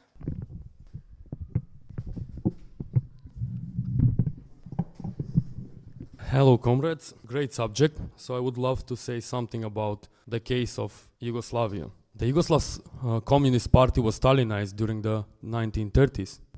It went to a terrible process of Stalinization and purchases. And at the end, with a man set from Moscow as the leader of the Communist Party of Yugoslavia that went by the name Josip Broz Tito. Prior to the Second World War, the Yugoslav Communist Party has adopted the theory of socialism in one country. It took up the role of the Communist Party in Yugoslavia was to defend the Soviet Union. A revolution in Yugoslavia was impossible.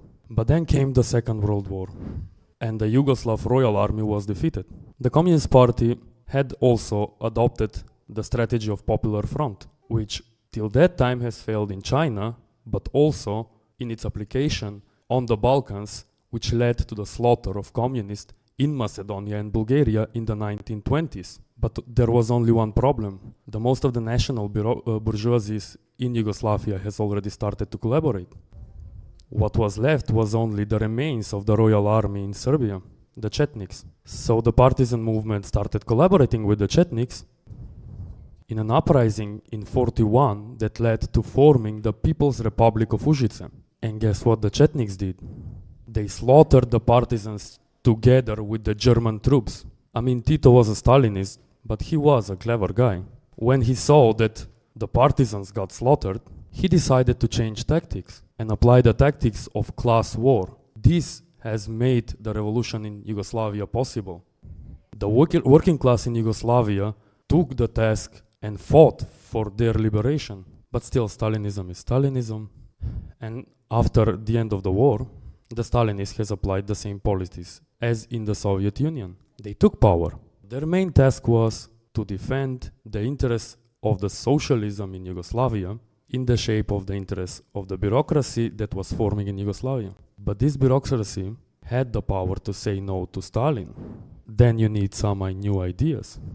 And if socialism in one state is possible, and Yugoslavia has specific material conditions, then the Yugoslav will have their own path to socialism, which actually just facilitated market reforms. But the market reforms were called workers' self-management. Nor it was workers, nor it was management.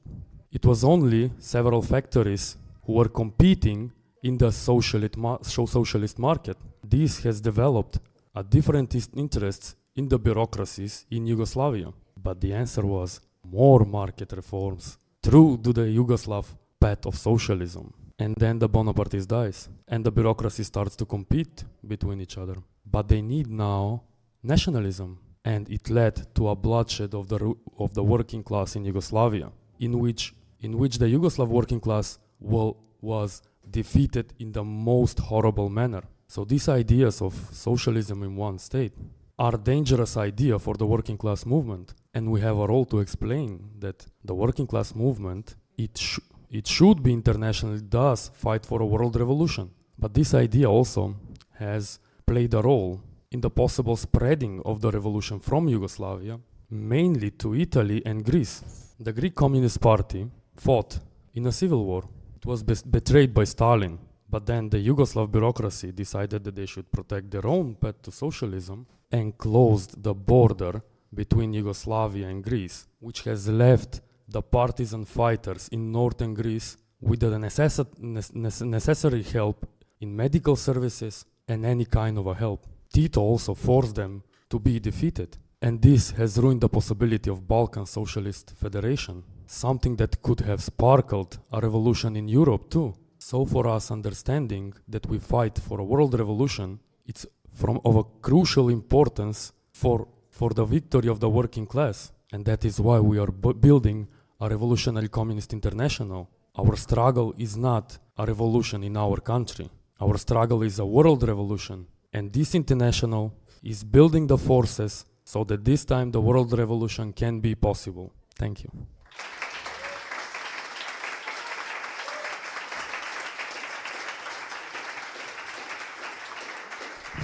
After Owen, we have another question from Comrade Franz. Hello, I'm Owen from the British section. I wanted to talk about the role of the Comintern in the Chinese Communist Party.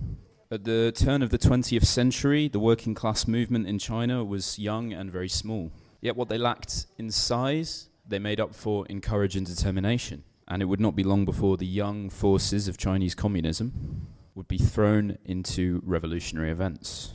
Now, the events of the Russian Revolution had a profound effect on the Chinese working class. In 1919, the Soviet government relinquished Chinese territories that had been stolen by the Tsar. This was in sharp contrast to the meddlings of the imperialists who sought to carve up China. In the same year, Shen Dushu began publishing the New Youth magazine that introduced the ideas of Marxism to Chinese workers and youth for the first time. This was the very beginnings of the communist movement in China. But if we fast forward a couple of years, Chinese Communist Party was officially founded in 1921. Now, the party was founded with only 50 members. But despite its small size, they had an enormous advantage. And that advantage was, of course, the experience of the Russian Revolution. The Communist International had been formed to guide the forces of communism and revolution around the world.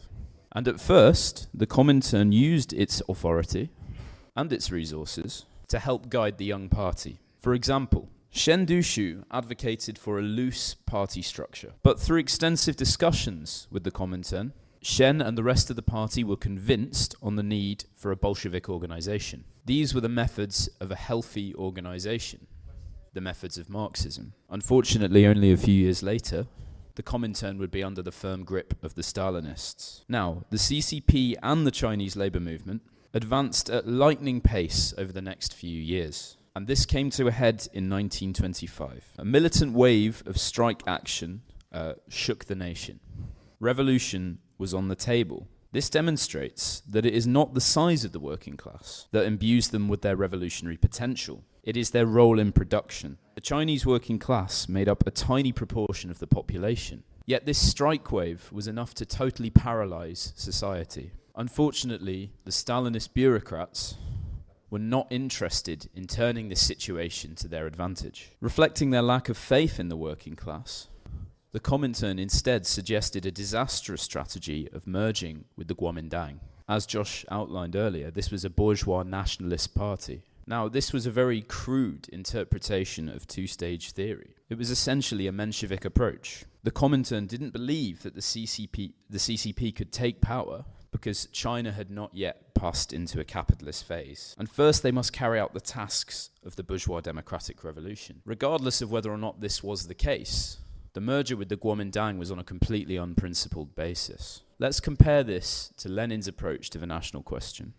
In the draft theses on the national question, which can be found in the In Defense of Marxism magazine, Lenin says the working class should under all circumstances uphold the independence of the proletarian movement, even if it's in its most embryonic form. Now, I don't have time to go into the later events with the Kuomintang, but needless to say, this unprincipled fusion would prove completely disastrous. The Kuomintang banned the communists from speaking about class struggle.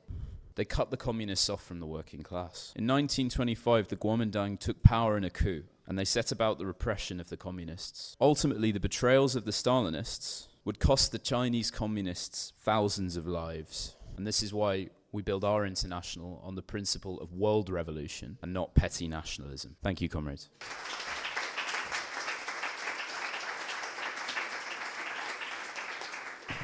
So after Franz, it's going to be Niklas. Yeah, thank you. I quickly wanted to ask if you or anyone else could answer the following question. Could you explain a bit more in detail how the abandonment of genuine internationalism and the focus on nationalism leads to reformism? Why does the British way to socialism, or road to socialism, or the French road to socialism leads directly to the subordination of the communists under their own national bourgeoisie, like the SPD in 1914, and that not only in the backward countries but also in the developed countries where like the two-stage theory at least shouldn't apply. I mean, it shouldn't apply anywhere. But yeah, that's my question.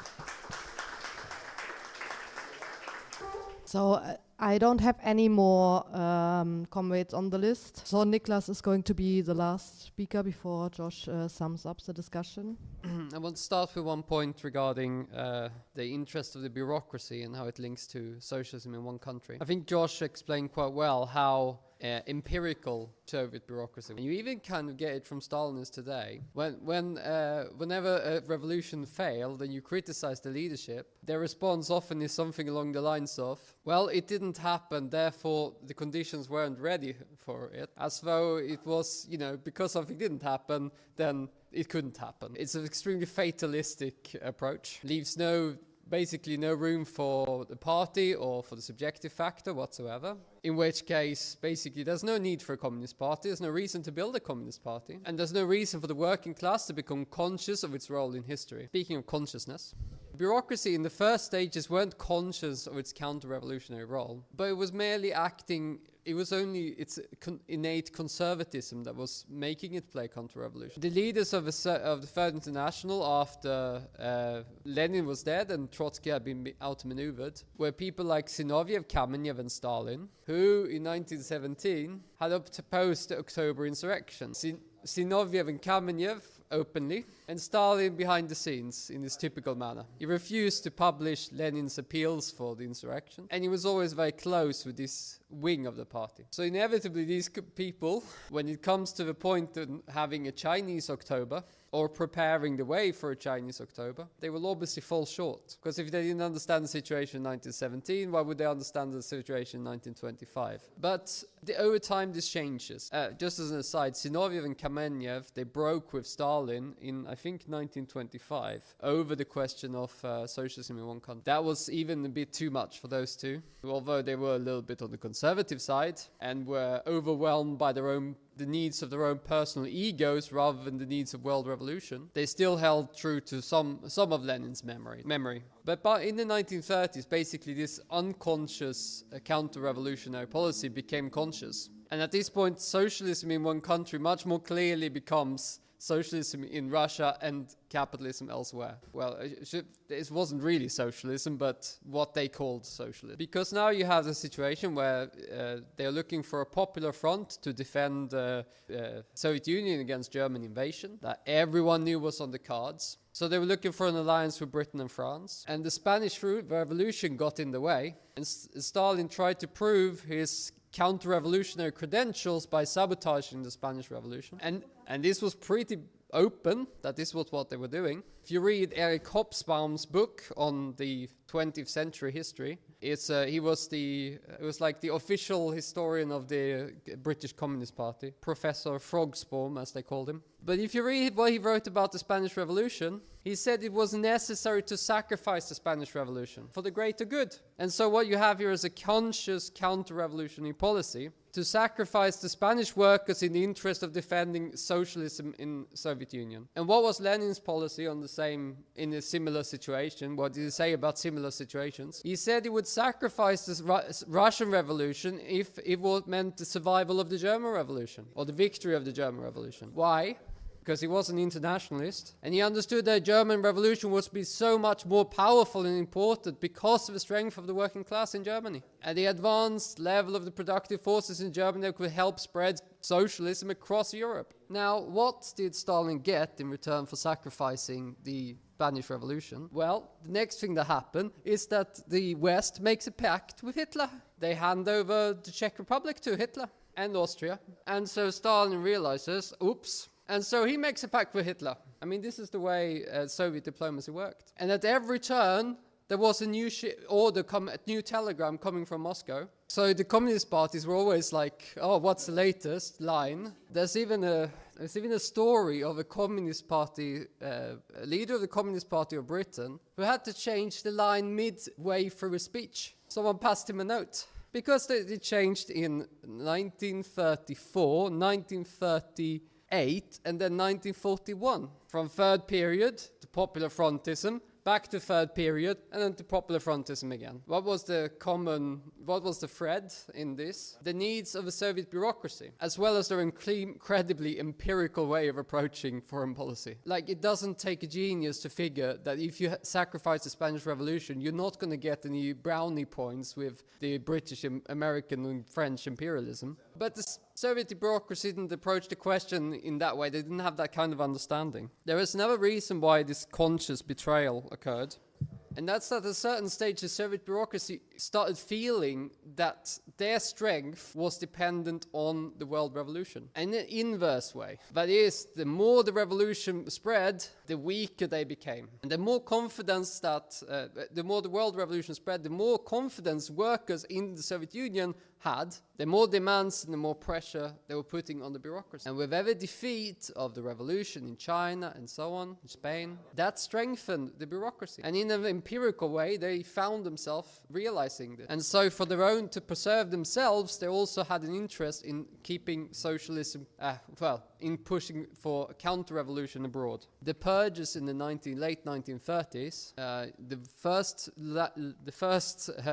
layer that got purged was the army, starting with those officers that had served in Spain, had served the Soviet Union foreign policy in Spain, had betrayed that revolution as Stalin's agents, but there's no such thing as gratitude in politics. the bureaucracy was worried that some of the revolutionary virus might have affected these generals and so on. And so the whole of the commanding staff would have been involved, they were purged. There was also the fear that they might have some residual loyalty to Trotsky, who had obviously been built up the Red Army. But when Hitler invaded in 1941, the whole of the Red Army's officer corps had been beheaded, and the people who had been put in charge were the least, the most incompetent and least imaginative bureaucrats that could be found. And lots of the blunders that occurred in the first couple of years of the war are the fault of these new layer of military officers. I just realized, as Josh was talking as well, that on the question of, when you talk about, the Soviet Union is going to overtake US and then we'll spread communism that way. Today they're saying the same thing about China, except of course China is not even a deformed worker state, but they're effectively saying the stronger Chinese imperialism is, the stronger world communism. And so the Stalinists now are even more at sea than they used to be. But also what's consistent about their position is not to prepare revolution where they are, prepare the ground for revolution where they are, but to wait the savior from somewhere else. There's one final point I wanted to make. That is that the socialism in one country inevitably led to a nationalist generation of all the parties of a communist international, and the abandonment of proletarian internationalism in favor of reformism and, the comrades have described it already. I lost the word for it. But basically, the nationalist generation still has its echo in the Stalinist parties today. The most blatant example is the Communist Party of the Russian Federation, who defends Putin, defends the war in Ukraine, thinks that the worst thing that has happened since the collapse of the Soviet Union is the loss of Russia's place in the world, defends nationalization on the basis that will create a stronger army, and the entire of its programming couched not in terms of the building of socialism or the promotion of the working class, but in terms of the Russian nation. But also all the Stalinist parties, they have this twitch on the question of migration, for example, where they don't accept workers coming from abroad as being proper workers, but basically it's the British workers first and the others can come later. On this question they've abandoned internationalism and the proletarian internationalism completely, and instead it's all about reformism. Well, the workers have achieved certain benefits under capitalism in these countries, and these immigrants who put this under threat is their logic. Some naughty Swedish comrades, they posted the article that we wrote about migration on the forum of the Swedish Communist Party. Well, Lenin talks about this attitude towards migration being one of the labor aristocracy, and these guys were racking their brains trying to explain why Lenin was wrong, effectively. And they came up with the following line. Well, the thing was, in Lenin's time, the workers didn't really have anything to defend. They hadn't really have a welfare state and so on. But now, of course, in Sweden, this was 2012 or something, we got the welfare state and so on. So we got something to defend. And therefore, we cannot be internationalist anymore, effectively, is what they were saying. But I mean, in one degree or another, they've all succumbed to this. And it's not really an accident that they wound up dissolving themselves into the various social democratic parties. They've abandoned all talk about revolution and so on. Because there's a clear link between these questions. A revolutionary attitude and revolutionary approach, internationalism on the one hand, and on the other hand, nationalism and reformism. Maintaining yourself within the framework of the national capitalist state, keeping the struggles limited to the existing framework of capitalism. What can be achieved within the framework, within the situation as it exists at the moment. If you read programs like The British Road to Socialism, it is like, you might as well read the Social Democratic program, really. It's like, we're going to have a left government that becomes a bit more progressive, then become a bit more progressive and a bit more left, and then communists will become a little bit part of the government, a bit become more part of the government, etc., etc. Completely evolutionary reformist approach to the question. No sense of dialectics, and also completely abstract. It says the left government should give reforms. On what basis? It was written in 1977, in the middle of, one of them was written in 1977, in the middle of a capitalist crisis. And they were talking about, yeah, the left government should give left Labour government should give reforms. With what money? This is completely abstract stuff. No understanding of capitalism, no understanding of the state. Basically, they just become reformists. I'm not sure if that answers Frank's question, but I think it's part of the answer anyway.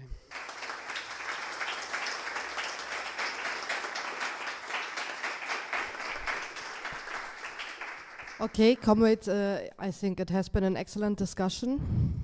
So Josh is going to sum up the discussion now, and after this I have a couple of more announcements. So please stay in the room. Thanks. Well, comrades, I think it's been a fascinating and very varied discussion. It has raised some very important points for us to take home. I'll try my best to respond to everything and answer the questions that have been asked to the best of my ability. I'm really glad that Juan brought up the question of Cuba. I think it's a very important question. And one thing that really came across from his intervention is how actually the Cuban revolutionaries start with a gut feeling of internationalism, understanding, we're on a small island, we need to export the revolution. Going over to fight in colonial wars and revolutions in their thousands and dying in their thousands in places like Angola. But at the same time, there is also a degeneration taking place, which is in part because of the influence and the deliberate pernicious influence of the Soviet Union politically, but also rooted in the fact, as Juan already explained, that the regime was a product of a peasant guerrilla war led by originally petty bourgeois nationalists. And so when we look at the situation in Cuba more recently, we see just how much the revolution is in danger. I visited Cuba in 2017, where the economy was doing relatively well at that time because of the Venezuelan revolution, the Bolivarian revolution. And in people's windows you saw portraits of Chavez and Castro together. And there was a spirit of internationalism, a sense that the Cuban revolution is a part of the revolution in Latin America more broadly. But what I also learned from that experience is it is possible to be internationalist in a nationalist way. And for your internationalist aspirations to become reduced to the brotherhood of nations that I talked about earlier. The Cuban bureaucracy told the Chavez regime and the United Socialist Party in Venezuela not to expropriate the ruling class, not to follow the Cuban model, which comes from the same conservative empiricism that I was discussing in relation to the Soviet Union. Keep a lid on things. Don't provoke Yankee imperialism too much. At the same time, in Cuba, the deal with Venezuela was presented as something permanent and actually something that made not just socialism but communism irreversible. So erecting these gigantic hopes of finally we've broken out of the special period, we're going to have further progress, whilst undermining the very thing that could make the revolution irreversible. Of course, since then, the situation in Venezuela has declined, and the support, the benefit that Cuba is getting out of its relations in Venezuela has also reduced. Rather than just gradually getting better and better, things have turned worse in conditions of crisis. And the Cuban economy is in a very perilous state for the future of the revolution. And here we see another problem, a big problem, with the theory of socialism in one country. Workers, young people, communists in Cuba have been told for decades that this is socialism. That can only serve to confuse the very revolutionaries that want to fight to save the revolution are being confused by the leadership. More and more concessions to the market are being made in Cuba. Now, what was Lenin's method? When he made concessions to the market in the new economic policy in the 1920s, he was completely honest to the working class. And even more important, he was brutally honest with his own party. He said, this is a retreat, which contains the inherent inevitability of capitalist restoration if we don't break our isolation. But if we don't take this step, we're going to collapse. So we have to, with our eyes wide open. Why did he do that? Is it because he was just an honest guy? He does seem like quite an honest guy. But it's not simply about his personal characteristics. He was so honest, brutally honest actually, because he knew that only if the leadership of the working class was understood reality and was educated as Marxist revolutionaries, then only then can it actually lead the working class. And if the Communist Party has no idea what's happening, or is walking backwards towards capitalism while saying, like, charge, what impact is that going to have on the consciousness of the working class, which is the only force in society capable of building socialism? So the theoretical political degeneration creates an absolute barrier to further development, further progress. But I'll return to that point at the end. I found Keelan's intervention very interesting. And I think it offers more examples of what I described as this kind of bureaucratic Stalinist mentality. always, even when on the few occasions where Stalin does actually overthrow capitalism, it's worth studying closely how he approaches that. Extremely gradually and cautiously, gropingly, like a blind man groping in the dark. First, the Red Army is effectively the state after the Second World War. There isn't really much of a ruling class to overthrow. Even then, first we have to have basically power sharing with the bourgeoisie that barely exists. Then the actual overthrow of capitalism has to be carried out, first of all, through a series of parliamentary manoeuvres. And the reason for this is twofold, and there's a theme throughout the entire discussion, to be honest. And actually, I think it's rooted in the archetypal mentality of a petty bureaucrat. Now, bureaucrats get a hard time. Bureaucrats do carry out necessary functions in society. But try to picture in your mind's eye what you would imagine as kind of the archetypal characteristics of a petty bureaucrat. Conservatism, obsession over petty details, constant need for control and order, and above all, a nice quiet life. Isn't that could you not think of a greater antithesis to the outlook of a revolutionary? The great contradiction in Eastern Europe is they were revolutions but carried out by a conservative bureaucracy. So there's this timidity and this gradualism on the one hand, and empiricism. But there's another side of this, which is the fear of the masses. The really gradual crawling pace of the revolutions in Eastern Europe, it did reflect a fear of imperialism and trying to catch them unawares almost. Also, by confusing and misdirecting the masses, it meant that things didn't get out of control. If the moment they'd driven the Nazis out, they declared the socialist revolution in Poland, and the workers and peasants had risen up, the Soviet Union would not be able to completely control the course of that movement. And it could well have resulted in a worker state, a healthier worker state, that posed a threat to the Soviet Union at home, not the Soviet Union, the Soviet bureaucracy at home. How many times have we seen a mass movement explode onto the scene and workers and youth setting up their own organs of struggle? You see that in the Russian Revolution, you see that in the First Intifada, you see that in the South African Revolution, you see it in the Sudanese Revolution recently. I think you could say it's an inherent characteristic of revolutions. But having embryonic organs of workers' power developing outside of the control of the bureaucracy is a very scary thing for the bureaucracy. And so those healthy elements have to be squeezed out and avoided from the very beginning, which is why, tragically, all of these regimes were deformed from the very beginning.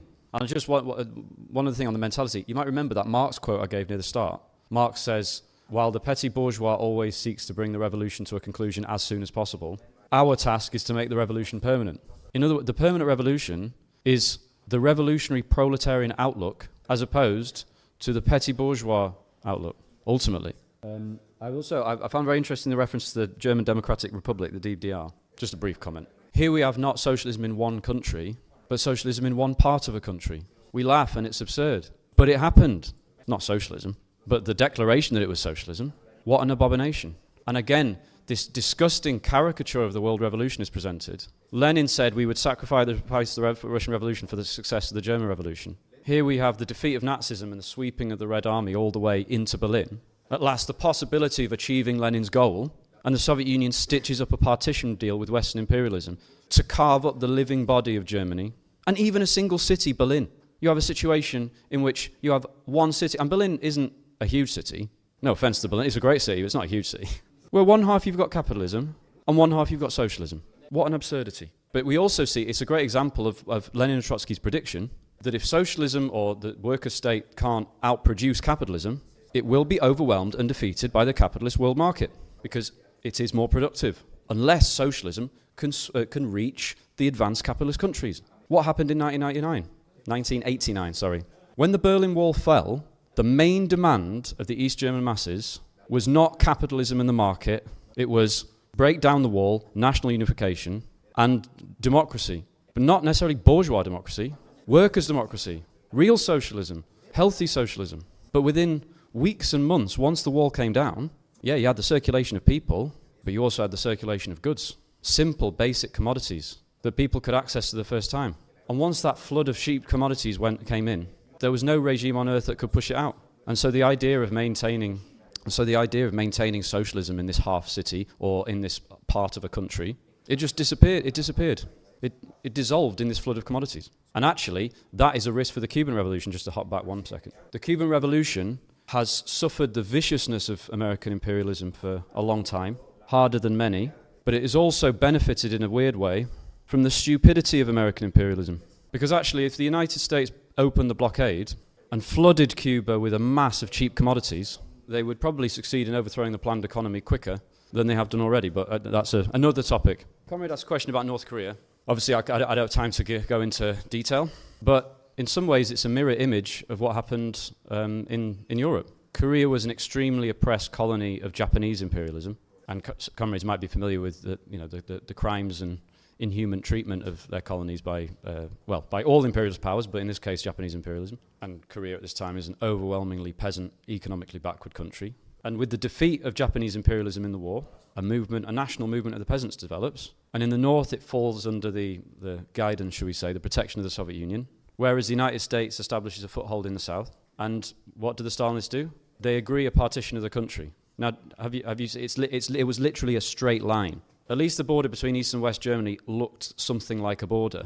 And, as artificial and absurd it was, must have had some kind of history to it. They literally just picked I think latitude is when it goes up, isn't it? On the map, and went, right, well, that's the border then, just a straight line. And that was agreed. And at that time it was thought that they would establish an independent, unified Korea. US imperialism and the Soviet Union were going to work together to establish an independent, unified Korea. On what basis exactly? On the basis of a planned economy or on the basis of capitalism? So here we have an example of peaceful coexistence actually before the 60s. But it didn't last long, and in 1948, a war begins between the North and the South. The North look like they're going to completely conquer the country. The United States comes in and pushes the North all the way back up. China then pours millions of troops in and basically balances the balance of forces. And in the course of that, 2.4 million people are killed in order to maintain this straight line on a map, which is now the euphemistically titled demilitarized zone. And in the course of this war, I mean, the American generals came home traumatized and disturbed by the atrocities they committed. So I'll come to the point. What kind of regime do you think will emerge out of a situation like that? A miniature, bureaucratically planned economy established under the protection of the Soviet Union, which has been completely devastated in a war, but where power wasn't seized by a revolutionary workers' party like the Bolsheviks. And so the ideology of the ruling North Korean party always had a kind of a religious, mystical quality to it. Kim Il-sung was said to have received enlightenment at the top of this mountain, then come down to lead the peasants, a bit like Moses. No regime can just raise itself artificially above its conditions. We're materialists. And then under conditions of extreme isolation, we see this, don't know the right word for it, let's say, bizarre regime develop. One interesting fact, though, in the 1960s, the North actually had a higher standard of living than the South. But with a lot of American support, the southern economy started to develop faster. And then after the collapse of the Soviet Union, North Korea went through its own kind of special period. And so conservatives or reactionaries often like to talk about, North Korea shows this like satanic, atheistic Marxism, and we're all going to live like that. North Korea is an extreme example of what happens when a revolution in a backward country is isolated for decades. And now somebody mentioned China. I don't have time to go into that question. But what is socialism with Chinese characteristics doing in North Korea? Setting up special economic zones where Chinese businesses exploit Korean labor, North Korean labor, to make super profits. And that is imperialism, that is the export of capitalism, and reducing North Korea to essentially a colony of China, slip of the tongue. That is publicly announced as a partnership between two socialist countries. So this is the logical endpoint of socialism in one country. As I said, socialism nowhere. And on the abandonment of internationalism resulting in reformism, Nicholas has already given at least part of an answer to this question. And the reality is there are many answers or several answers to this question. Because socialism in one country is not just an idea, which then logically leads one to a reformist position, although it does contain the potential for that. Socialism in one country was the ideological reflection of the degeneration of the Soviet bureaucracy. And so it follows all of the bureaucracy's twists and turns, absorbs a bit more disease before it becomes what I described in terms of China and North Korea. It's like the picture of Dorian Gray. It gets uglier and uglier. Ideas don't have their own independent existence, independent evolution. But we see how socialism in one country does evolve. It evolves from, we're not yet a socialism, but we can build it here, to, we have built it here, but it would be good if other people build it too to support us, to, it would be actually better if nobody else built it and just let us get on with it, to eventually, actually, you don't need to build socialism at all anywhere. Just develop the productive forces any way you can. That's the Dengism, basically. And that traces the kind of short history of the Soviet Union and the world revolution that we've talked about today. Just one last quick point on that. Part of how socialism in one country did lead concretely to this abandonment to reformism is each national party was supposed to find its own way to socialism based on the existing conditions. What that meant, what are the conditions in Britain in the 1960s or today? Are we in the middle of a revolution in Britain? No, we're not. The mood is becoming, there's a lot of rage in Britain right now, but the absolute majority of the British population has not stood up and announced, we are going to overthrow capitalism in Britain right now. So the conditions in Britain are, the masses aren't ready for socialism yet. So therefore the tactics and the strategy of the party need to adapt to that. It's very clever. Therefore we need to meet them part of the way and just, they are reformist, so we just need a reformist government. Now it's almost like a perverted version of the United Front, where if workers have reformist illusions, we support putting in power critically to expose them. And we also base, and another point is, you adapt yourself to the bounds of the bourgeois nation state. You are limiting your program to the bounds of the bourgeois regime. The nation state is part of the bourgeois regime. It is an inherent part of the class rule of the bourgeoisie. It hasn't existed before then. And once you've adapted yourself to that, it's quite a slippery slope to start accepting and adapting to other aspects of the bourgeois state and the nationalist prejudices that do exist in the masses. So now in Britain, you have Communist Party members not just with the British flag, but with the English flag of St. George. So it becomes socialism in one country. Which country? And that, that's the funny side, but of course we see the disgusting side in Yugoslavia. The key to all of this is method. We've actually been having a philosophical discussion the whole time. The truth is that these communist parties, we base ourselves on the conditions as well, don't we?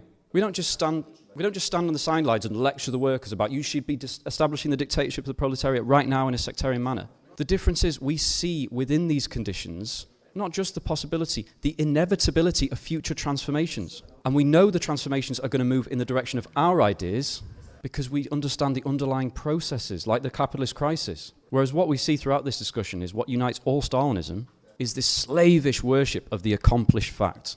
Engels said that opportunism is the sacrifice of the interests, the long-term interests of the movement for the interests of the moment, of now. We base ourselves on the future, a future we grasp with the method of dialectics, the logic of revolution, the algebra of revolution. So when I say we must build the RCI, we must build the Revolutionary Communist International, we must build on this foundation, the foundation of Marxism. That's what Marxism is. Just to get, I do need to stop, but I'd want to give you one more example, okay? Sorry. It's a good one, though. It is a good one. In 2017, an international meeting of communist and worker parties met and issued a statement about the collapse of the Soviet Union. And in it contains a quote from Lenin, which you have to hear. Without the revolutionary party, there can be no revolutionary movement. There is no Lenin quote. There is no quote of that by Lenin. The quote is, without revolutionary theory, there can be no revolutionary movement. What makes your party revolutionary?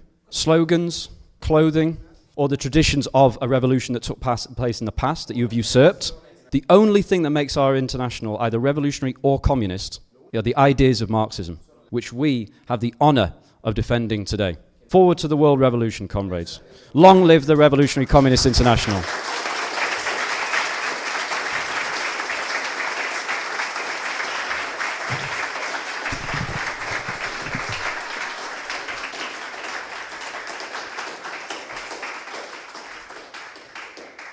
Thank you again for this great discussion, and I think we can all agree that this was a brilliant sum up of this session. So tomorrow will be our final day. There will be a plenary session on building the Revolutionary Party in the main theater. So this is the first announcement. So for all the comrades being present here, there will be a handing over of the gifts for the staff tonight at 8:30. Having some experience of hotel work myself, I know how hard that is, and I think the staff here has done a really great job of providing us with food and beds. So make sure you have some spare money during dinner. If at 8:30 you're still queuing in the gazebo area, which I don't think which will happen to us, you don't have to drop everything and run to the main hall. But if since we are ending early, I don't think this will be the case for us. And the last thing is, if any section wishes to sing tomorrow at the final evening social, you're supposed to contact Marco via your head of delegation if you have not done so already. So that's for the announcements. So and yeah, we will see you tomorrow at 9 again.